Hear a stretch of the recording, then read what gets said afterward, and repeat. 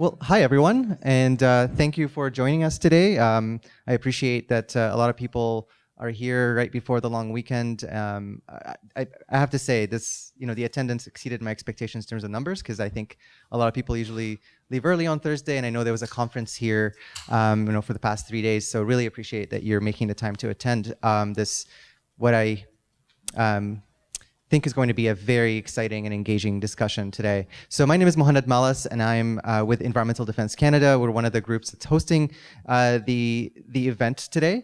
And I manage a toxics program at Environmental Defense. So I do a lot of work that involves research, meeting with government officials, with industry, as well as doing a lot of communications around what it means to be, exposed to chemicals that are potentially harming our health, and how can we do something about that. And a big focus of my work is really around policy reform and legislative reform to ensure that Canadians are protected from toxic chemicals by, stronger legislations. So with that, I just wanted to share a few housekeeping notes, I guess. So you'll notice there's a video recording at the back, and the reason why we have a video recording is because a lot of people couldn't attend today and asked if we can have a recording that we can upload online so people can watch it later, and we can share that link to the file once the editing is done and the upload is done, so that you can share it with your friends and colleagues. So the camera is going to be pointed and directed at the three speakers who are going to be leading the discussion today. And the microphones are connected to the camera, so those who are making comments or asking questions, please make sure you speak to the microphone to make sure that your voice is clearly captured in the recording. The second note is the washrooms are in the main lobby area to the right of the doors. So if you walk out, go to your right, and then there are washrooms on that side. There's water at the back, so feel free to get up anytime to get a glass of water. If you brought some lunch or some snacks, feel free to have those and enjoy them during the event. Sorry, we couldn't offer refreshments. And I guess just wanted to emphasize one more thing, is that the reason why we're here today is to really have a public dialogue. A lot of the conversations that we have around toxic chemicals, and exposure to chemicals from a research point of view or from a policy point of view often happen in academic settings, or happen, in rooms where, stakeholders and industry and government talk about these issues. What we wanted to do is create a forum for people to come in and talk about these issues with, experts who understand the science and understand the policy. And I know many of you have expertise and interests and passions on this issue. So when we get to the dialogue part, please feel free to make comments and speak up your mind about how you feel about these issues. So with that, I just want to invite Lisa Gu, who's with the David Suzuki Foundation, to share a few words about her group. Thanks, Mohamed. And I just want to join Mohamed in welcoming you all here. The David Suzuki Foundation is very pleased to be co-sponsoring this event today. It is in line, we're doing that in line with the Blue Dot movement for environmental rights. Blue Dot is about protecting the people and places we love, and it's about tens of thousands of volunteers across the country, including Tina, who you might have met at the table outside on your way in today, who are passionate about protecting our right to live in a healthy environment. That's what we are here to learn about today, to discuss today. And I have every expectation that we are going to leave this room feeling really fired up and passionate about the work that still needs to be done to protect healthy environments in Canada. Together with our partners at Environmental Defense and other allies, the David Suzuki Foundation has been working to strengthen Canada's main toxics law, the Canadian Environmental Protections Act, and we are calling as well for an environmental bill of rights. So if after today's session you are looking for ways to stay engaged, please do come and talk to me, or stop off at the Blue Dot table outside and find out how you can join that movement. I'll just give you a little bit of information about the program today. We're going to start with, first of all, you're in for a treat. I've had the pleasure of hearing these speakers before, and it's an amazing and dynamic panel. Thank you to all of our speakers for being here today and giving your time. We will start out with a few videos that have been produced by Dr. Bruce Lanphier, one of our panelists, and the videos will serve as the basis of discussion amongst our three speakers. So the three speakers are Erica Phipps, who's the Executive Director of the Canadian Partnership for Children's Health and the Environment, which rolls off the tongue as its acronym, CEPA. Dr. Bruce Lanphier, who's a public health researcher at Simon Fraser University, who has been making videos to help educate the public and spark a public dialogue about these important issues. And Mr. Vito Bonsante, who is an environmental lawyer from Europe and an expert in the European Chemicals Management Protocol REACH. The videos and the presentations will fill up the first half of the session, and the second half of the session is about a dialogue involving all of you, all of us. And Erica will say more about how that's going to unfold, but rest assured you'll have ample opportunity to ask any questions and contribute any thoughts in the second half of the program. Just one final reminder to please turn off your cellular devices during the event. And with that, I'm very happy to introduce Erica Phipps. So again, my name is Erica Phipps, and I serve as the director of the Canadian Partnership for Children's Health and Environment, or CEPA, as our acronym is pronounced. We are a collaboration of a number of organizations, partner and affiliates, that have been working together for almost 2 decades to advance the protection of children from the potential harms caused by toxic chemicals and pollution. We focus on children, not just because they're cute and cherished, but because of the exquisite vulnerability of those developing bodies and brains.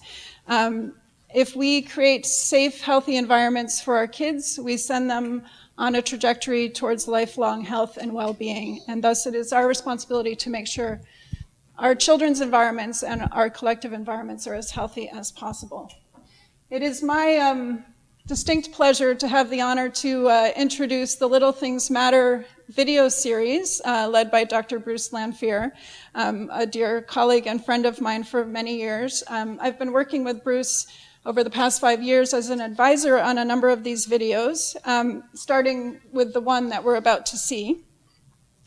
And I think it's valuable to pause and commend Bruce and other researchers like Bruce who have that commitment to taking the time to distill the implications of their science into to understand what those messages are and the policy implications of those messages. And by doing so, they're putting science into the service of the public interest. And that is really what the Little Things Matter video series is all about, and why I feel so honored to be a part of the process of putting them together.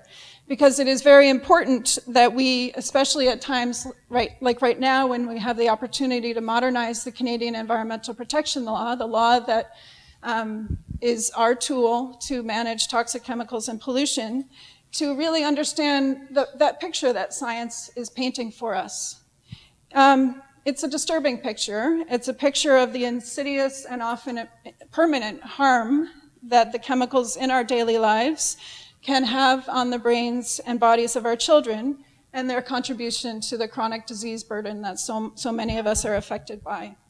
So the first video that we're going to watch today is about the impact of toxic chemicals on the developing brain.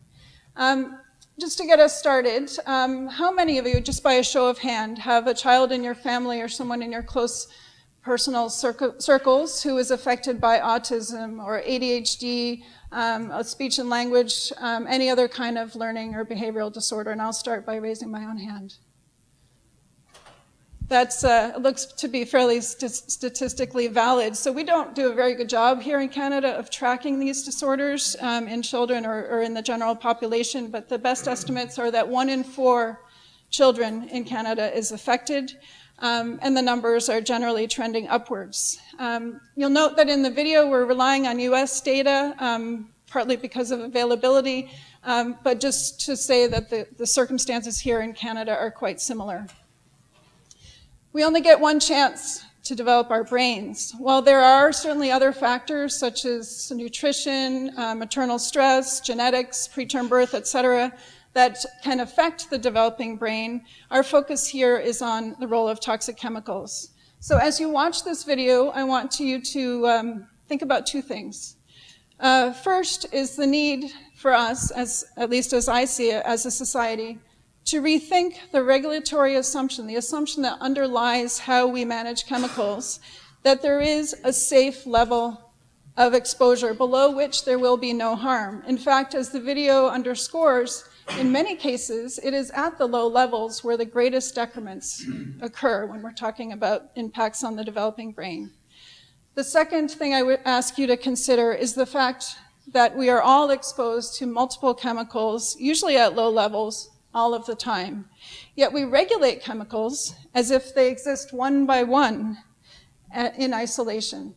So this defies the reality that a child from conception onward is exposed to multiple chemicals with a corresponding piling on of potential for harm and disruption of the development of their young brains and bodies. So with that, I invite you to watch the video, and then we will move on into some comments and an additional 2 videos that Bruce will introduce.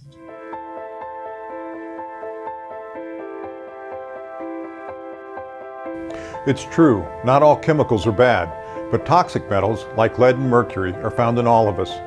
So are persistent toxins like PCBs and endocrine disruptors such as bisphenol A and flame retardants. We've been studying the impact of toxins on children for the past 30 years and reached the inescapable conclusion: little things matter. Toxins can have a lifelong impact on children. We've also discovered that extremely low levels of toxins can impact brain development. Let's take a look at the percent of children who are exposed to some of these toxins using a national study in the United States. To keep it simple, we'll use 100 children to represent all children. Mercury is found in 89% of children, primarily from eating large fish contaminated by pollution. Lead is detected in the blood of all children, regardless of race, income, or where they live. Over 80% of children are exposed to organophosphate pesticides, mostly from food. All children are exposed to PCBs, a persistent pollutant that was banned in the 70s but will linger for generations. Bisphenol A, or BPA, is found in 96% of children. PBDEs, a type of flame retardant, are found in 100% of children. But these toxins don't occur in isolation. Children are exposed to many toxins and dozens of untested chemicals all the time. Let's take a look at the body burden of a typical child, one toxin at a time. If each marble represents 1 part per billion of a toxin, this figure represents the body burden of a typical child. 1 part per billion is deceptively small. It is only about 2 tablespoons of sugar in an Olympic-sized swimming pool. But chemicals can be biologically active, even at very low levels. The chemical industry has tried to assure us that concentrations of these toxins are too small to cause harm. But chemicals designed by drug companies to alter behavior, like the prescribed dose of Ritalin, a drug commonly used to treat children with ADHD, is active at levels about the same or even lower than toxins found in the blood. Besides, a lot of studies have shown that some chemicals can be toxic, even at very low levels. As the body burden of PBDEs in pregnant women increases, the intellectual ability of their children decreases. Let's take a closer look. As the level of PBDEs in mother's blood increases from 10 to 100 parts per billion, the IQ scores of their children drop by about 5 points. We see a similar pattern with organophosphate pesticides. As the level of organophosphate pesticides in pregnant women increases from 10 to 75 parts per billion, the IQ scores of their children drop by about 5 points. In the 1960s, hundreds of children died from severe lead poisoning every summer. Since then, much lower levels of exposure have been shown to result in learning deficits and brain disorders like ADHD. In fact, the World Health Organization and other agencies agree there is no safe level of lead exposure. As the level of lead in children's blood increases from 0 to 100 parts per billion, IQ scores drop by about 6 points. In contrast, an increase from 100 to 200 parts per billion results in an IQ drop of 2 more points. An increase from 200 to 300 parts per billion results in an IQ drop of another point. The impact of toxins on the developing brain is permanent. Children who are more heavily exposed to toxins won't reach the same peak cognitive ability as those who have lower exposures. These studies show that there is no safe level of exposure. They also indicate that the way we regulate toxins, which assumes there is a safe level, fails to protect children. The chemical industry argues that the effect of toxins on children is subtle and of little consequence. But that's misleading. Little shifts in children's IQ scores have a big impact on the number of children who are challenged or gifted. Let's go back to our original sample of 100 children and look at a typical distribution of IQ scores. Most of us have IQ scores that fall between 85 and 115 points. Only 2.5% of children have an IQ above 130, which is considered gifted. There are about 6 million children in this group. On the other end of the distribution, another 2.5% of children have an IQ below 70, which is considered challenged. The impact of exposure to a toxin like lead causes a 5-point drop in IQ. This shift results in a 57% increase in the number of children that are challenged, from 6 million to 9.4 million. There is a corresponding decrease in the number of children that are gifted, from 6 million to 2.4 million. Little shifts matter. The impact of exposure to another toxin, like flame retardants, results in a further increase in the number of children who are challenged, from 9.4 million to over 11 million.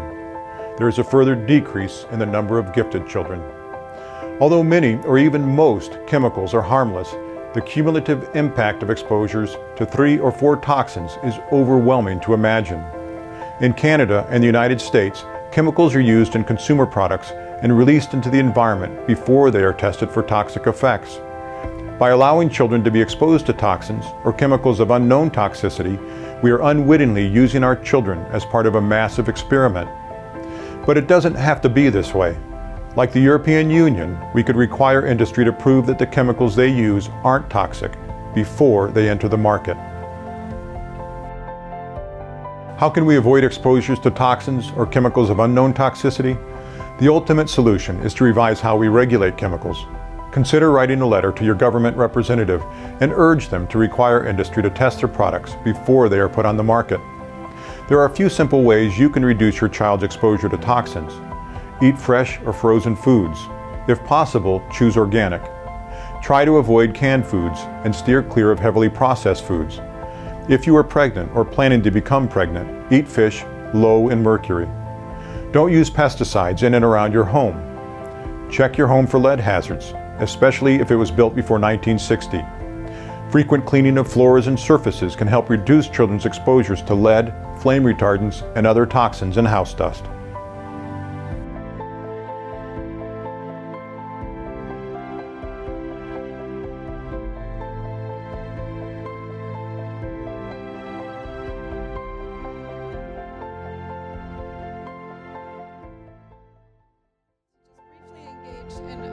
Reflection.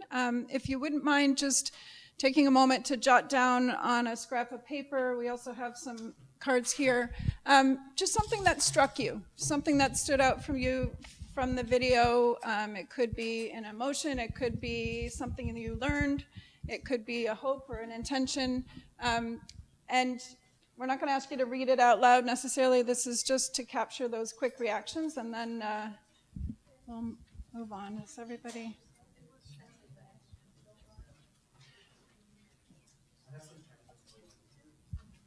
So it can be just a couple of words, maybe a sentence. We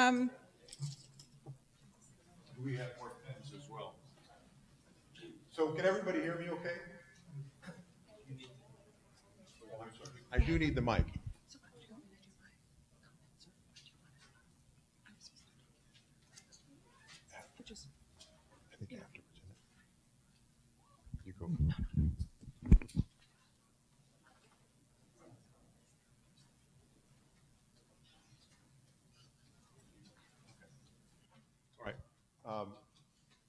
just again to welcome all of you and to say that what was really behind this is to try to provide another forum for a broader group of community to participate in this conversation.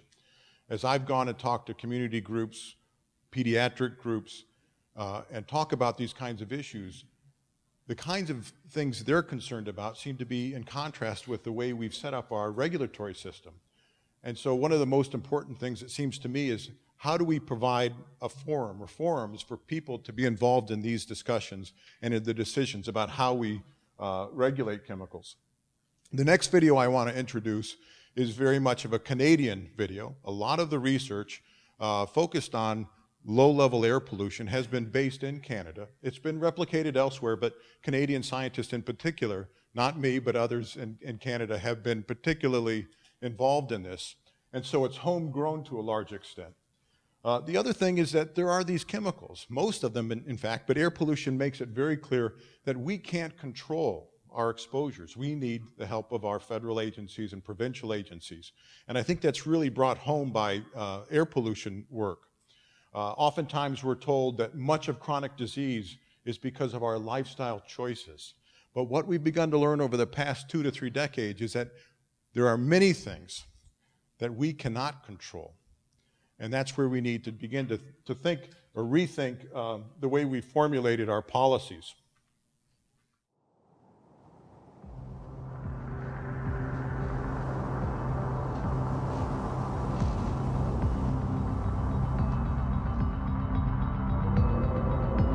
You probably know that air pollution is bad for your lungs, but did you know that it's a major risk factor for heart disease, the leading cause of death worldwide? We usually focus on diet or exercise to prevent heart disease, but we can't escape air pollution. It's all around us. The link between air pollution and death was established in a series of disasters around the world. On Friday, December 5th, 1952, stagnant weather trapped a thick sulfurous smoke from the coal furnaces in the city of London. Children and elders died at a particularly alarming rate. All told, 12,000 people died, half as many that died from aerial bombings in London during World War II. Air pollution has declined since then, but it still accounts for about 8% of all deaths in London. Air pollution isn't made up of one thing, it's a cocktail of toxic gases and particles. These minuscule particles are comprised of a complex mixture of carcinogens, sulfates, nitrates, elemental carbon, and toxic metals like lead and arsenic. It's hard to imagine the size of these particles. It helps to compare it with the width of a human hair or a grain of sand. The size of a particle has a big impact on its toxicity. Small particles, like those smaller than 2.5 microns, penetrate deep into the lungs and set off a cascade of systemic inflammation. Each of these particles is invisible, but collectively they create a dense, visible smog that is deadly. About 15% of all deaths in the world are from ischemic heart disease. That's when your heart literally suffocates. Let's look at how the different levels of PM2.5, measured as micrograms of particles per cubic meter, are linked with heart disease in 3 cities. In Vancouver, which has an average concentration of 7, 2 out of 100 deaths from heart disease are linked with airborne particles. In London, which has a concentration of 16, it's 15 out of 100. And in Beijing, which has a concentration of 56, 27 out of 100. Let's look at more cities around the world. Now we'll sort them by how bad the air pollution is, with the worst levels on the right. As the particle levels increase, the percent of deaths from heart disease rises sharply, even at levels below the World Health Organization guidelines. Surprisingly, the greatest increase is at the lowest levels of exposure. There is no evidence of a threshold or safe level of particles. No matter where you live, reducing the level of particles would reduce the number of people dying from heart disease. If we decrease particles around the world to levels found in Vancouver, we could prevent 3 million excess deaths every year. The first step to prevent heart disease is to identify the sources of toxic particles. The major sources are motor vehicles, industry, coal-fired power plants, as well as the use of wood, dung, and other fuels for cooking and heating. But they vary considerably from city to city. The key to protecting people is to produce less air pollution. We need to consume less, promote cleaner technologies, regulate sources of pollution, and redesign our cities. We need to expand public transportation and build paths for cycling and walking. We need to build schools, childcare centers, and neighborhoods away from highways and large roadways, and create more parks and green space. Just think about it. If every city around the world took these steps, we would be closer to fulfilling our right to a healthy environment.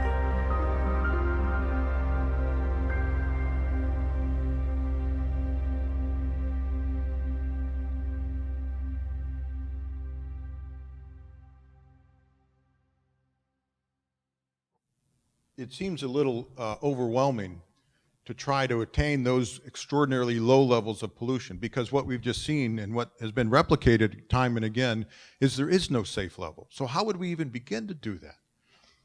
And in the short term, it is a bit overwhelming to think about. Sydney, it really bothers him, right? It's tricky, it's challenging. But one of the things that really gave me a sense of optimism when I moved to Vancouver, they were just releasing a report. By 2030, they said, this was 10 years ago, by 2030, 75% of all transportation in the city will be walking, cycling, public, right? We can't do that in 1 year, but they set in plan, a 20-year plan to do that. And I think too often we get stuck in the short term and we don't allow ourselves to say, what if? And most things of any consequence take time. One of the main reasons I'm excited about environmental health, that's why I focus on environment, is that once you identify an environmental trigger or cause, you can begin to prevent disease. What we've done by assuming that there are thresholds, that there's safe levels of exposure to things like air pollution here, is that we've dramatically underestimated the impact of air pollution on death, disease, and disability. We've focused on heart disease, but air pollution has been increasingly risked to other problems, certainly lung disease, lung cancer, maybe even autism. This study, which is another one from Canada, shows that even at these extraordinarily low levels, as air pollution begins to increase, you see a steep rise in the risk of dying. But it's not just limited to lead exposure. In a study we just completed in the United States, we see the same pattern. As lead exposure in blood increases, we see a steep increase, and there's no threshold. We're estimating that lead, despite all of our efforts to focus on nutrition and physical activity, is the leading risk factor for coronary heart disease. That's when the arteries get clogged up. Benzene and leukemia. Now, we don't assume there's a threshold because carcinogens, we assume that there's no threshold, but we assume it's linear. But here what we've seen with benzene is that even at those low levels, there's a steep increase, a steep rise in the risk. It's not linear, and so we've underestimated the impact of benzene on leukemia as well. Now, this idea that these low levels are really important, it's kind of hard to get our heads around, right? Because little seems kind of insignificant most of the time. It can't be that big of a deal, right? But if these graphs that I've just showed you are right, it's a huge deal. But how could we begin to illustrate that? Well, there's been a number of studies around the world that have looked at what happens after the ban on smoking in public places, right?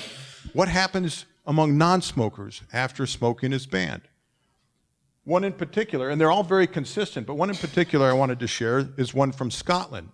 And what they looked at is what happens to preterm birth rates among non-smoking women after the ban on smoking.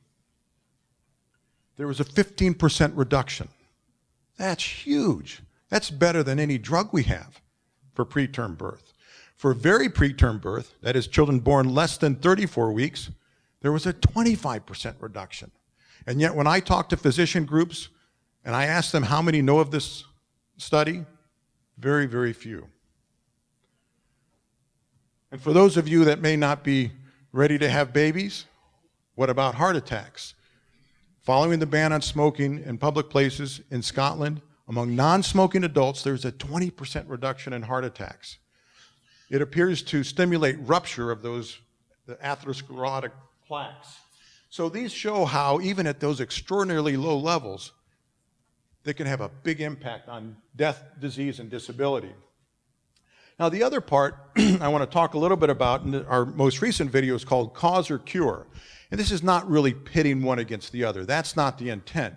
But as you'll see in the video, we put so much emphasis on treatment, on that never-ending, never-elusive search for cures. And this is not something I think parents necessarily would agree with. In fact, I've done a survey of pediatricians, about 800 pediatricians. These are hand-raising surveys, just like this group.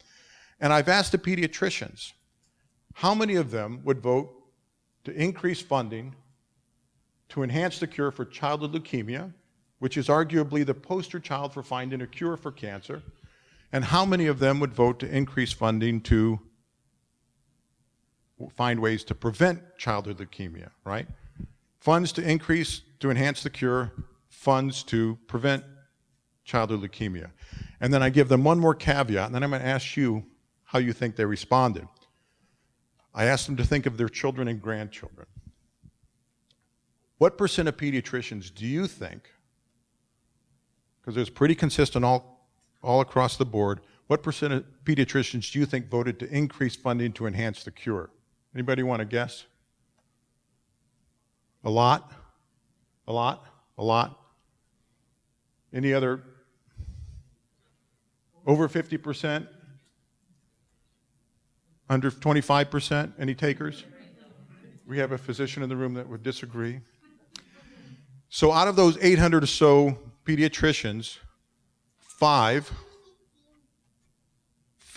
pediatricians said they would vote to enhance the cure.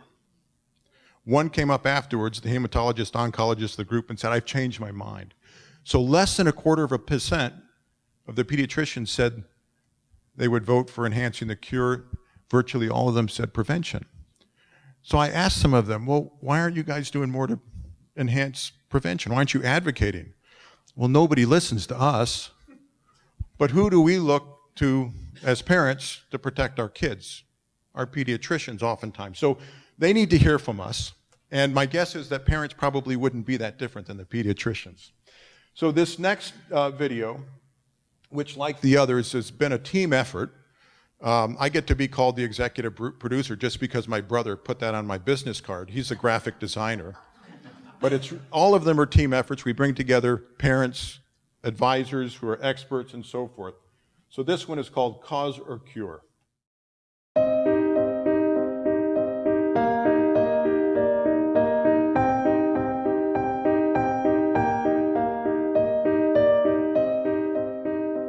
For the past 50 years, we've clung to the belief that with enough investment, we'll find cures for what kills us. We've invested billions of dollars in technology and a never-ending search for elusive cures, waging war on cancer, synthesizing new drugs, and hunting for genetic links with disease and aging. Why do we invest so much in genetic research? Why is it so alluring?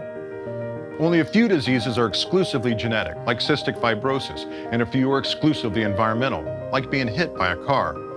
Most chronic diseases or disorders, like cancer, heart disease, and autism, result from the interaction of environmental triggers, like air pollution, and our genetic makeup. Focusing on genetics makes sense if we want to continue to chase elusive cures. But here's the thing. If we identify environmental triggers or causes and eliminate them, we can prevent children from developing leukemia, autism, and other diseases. Investing in cures, which worked well for infections, gave us a sense of comfort in the face of death and disability of unknown cause. We can't live in a state of perpetual doubt, Daniel Kahneman said, so we make up the best story possible and we live as if the story were true. But this belief that genetic research and technology will solve our health problems is flawed. It fails to acknowledge that the worldwide epidemic of chronic disease is largely due to technologies of the past: tobacco, motor vehicles, air pollution, heavily processed foods, and toxic chemicals. But wait, aren't promising cures for chronic disease just around the corner? There are some effective drugs like antibiotics and insulin, but few real cures. Childhood leukemia, a dreaded disease of the 21st century, is a success story.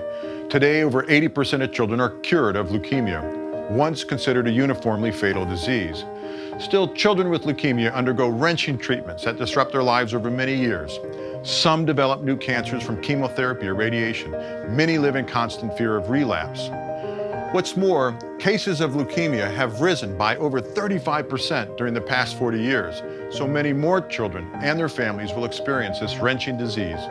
Let's take a closer look at why some children develop leukemia. This cluster of 100 children represents all children with leukemia. We've learned that paints and solvents, traffic, pesticides, and tobacco smoke can increase a child's risk of developing leukemia. If we eliminated these environmental triggers, we could prevent about 25% of cases. Yet too often, cancer agencies and foundations remain fixated on treatment, even as avoidable causes are discovered. In fact, only 1% of research dollars for childhood cancer is spent on prevention. Why aren't we doing more to prevent leukemia? Let's look at another condition, autism. Autism has risen dramatically over the past 4 decades. Our genes don't change that quickly, so the rapid rise in autism is primarily due to environmental triggers. Yet we spent 96% of research dollars to identify genes linked to autism. Only 4% was spent to identify environmental triggers. Medicine is great at mending people if they have health insurance, but the real victories, like the elimination of polio, the reduction in motor vehicle deaths, and the decline in lung cancer, largely resulted from community-wide prevention programs. People get it. Over 70% of Americans favor spending more on prevention, yet 95% of our overall health dollars are spent on medical care and expensive drugs. What can we do about it? We need parents, physicians, and advocates to use their voices to support prevention. We need stronger laws and policies to protect people from pollutants. We need to test chemicals for toxicity before they are used in consumer products. We need to invest more in research to prevent disease. It won't be easy, but it's time to revise our story. Our lives depend on it.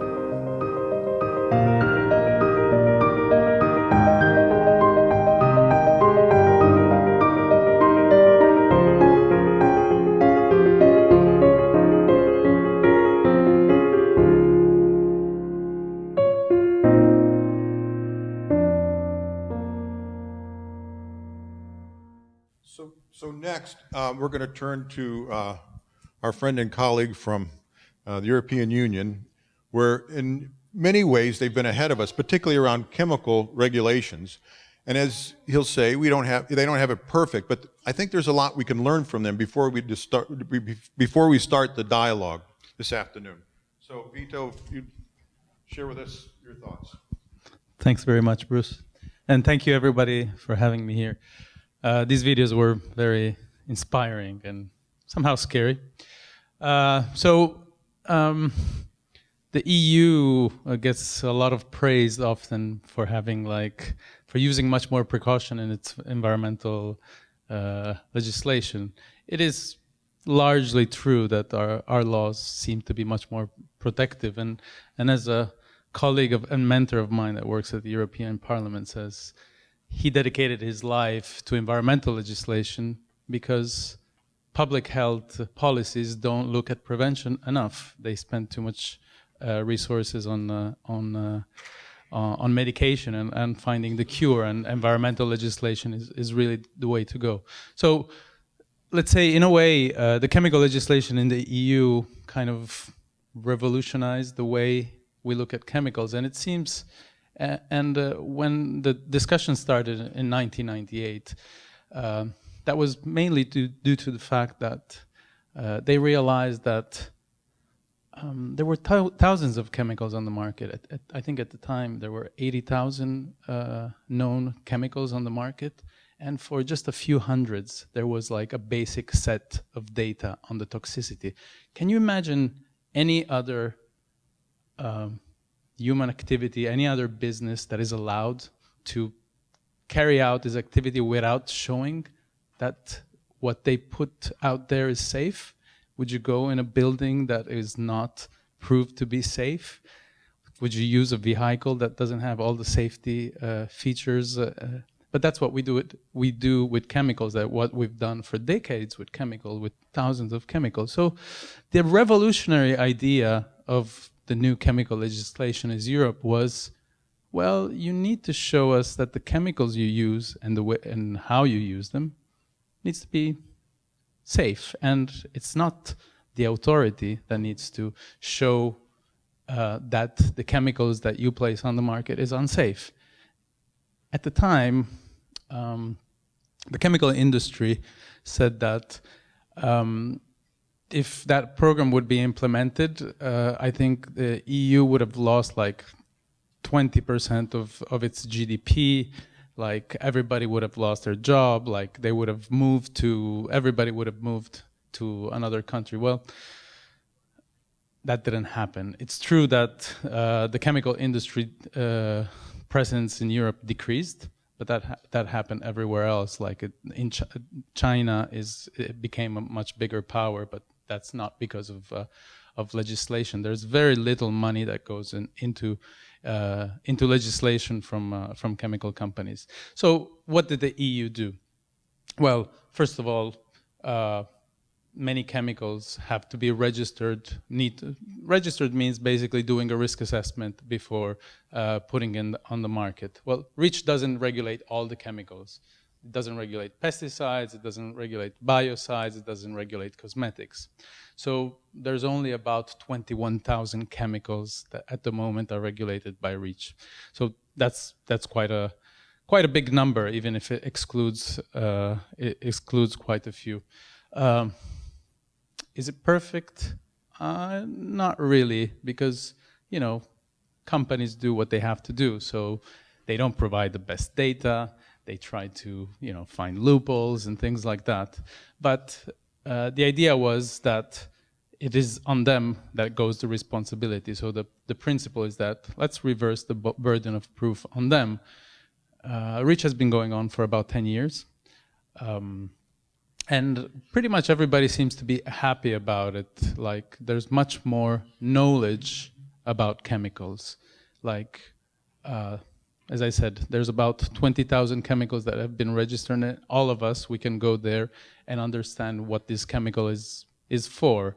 And scientists can go there and see the studies that are related to these chemicals. And we can all learn more and more about these chemicals. And the transparency, and this is what I see missing a lot in other legislation, it has increased a lot dramatically on chemicals. We know much more what is done with the chemicals, what they are used, and which quantities. What are the companies that produce them? When I started working on chemicals, I'm a lawyer by education. My first request was, well, I want to know who are the companies that are producing the chemicals, and that was the chemical industry started to hate me for that, because like I sued the European Union like in order to get the names of the chemicals, because when you start to put a face on the companies that produce the chemicals, maybe they want to do better and start to produce chemicals that are less harmful for children and are especially for vulnerable population. So in a way, I think the knowing that not only that the chemicals are safe, but knowing where the chemicals are used is something that we know much more about now. And I understand that here in North America, I recently moved here to Canada, but I have this idea that I always want to look for what's in a chemical, what's in a product, and it's very difficult to find that information here. So I don't understand why I cannot know what chemicals are in the shirt that I'm wearing, and I would like that much more people know that a lot of the clothes that we wear or the products that we use, or even this carpet, it's pretty much made of chemicals, and people don't seem to know, and don't seem to know what is the impact. So I think increasing the knowledge of chemicals on us is for us it would be extremely useful. And finally, I'm just going to limit myself to a few things that may be useful for us to change, like the way laws and are made, and don't think about like that regulating a bit is going to cause bankrupt for our society. We live in wealthy societies, and this is not gonna bring us to bankruptcy if we have maybe a bit less chemicals and a bit more investment on safety. Like the EU is often accused of regulating, and excuse me if I use some jargon, like on the basis of hazard, and that's true only in part. The idea is that chemicals that are identified as being the most toxic one, like some of those that we saw in the video, like lead or phthalates or bisphenol A, they are just sort of blacklisted, because the idea is that why don't, at least for the most toxic chemical, why don't we give the obligation to the companies to tell us exactly where those substances are used, and to use them only when it's just necessary, when there's no other safer substitute. That's pretty much the idea of what a process that's called the authorization process does in Europe. But I'd be happy to discuss that more for anyone that has more question about it, and I thank a lot the organizer for inviting me.